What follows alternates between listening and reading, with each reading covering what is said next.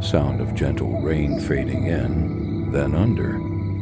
The old house held its breath.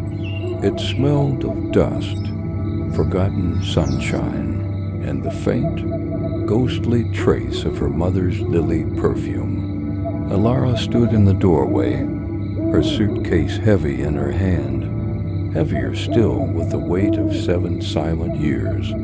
She had come back only because of the piano, the grand mahogany Bechstein that had been the silent, brooding heart of the family and the heart of their fracture.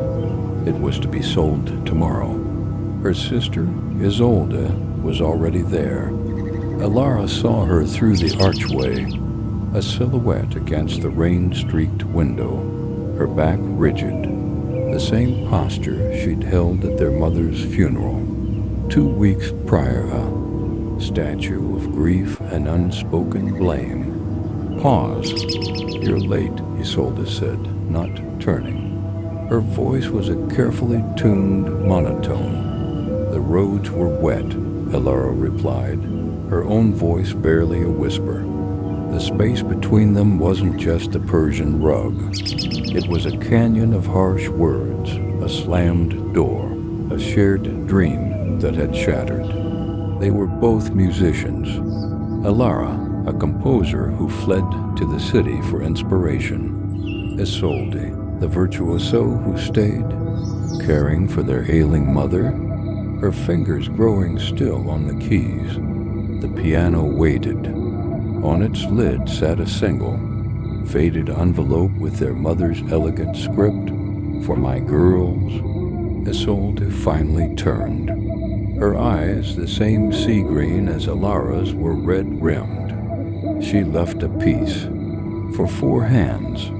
She called it the bridge. Alara's breath caught.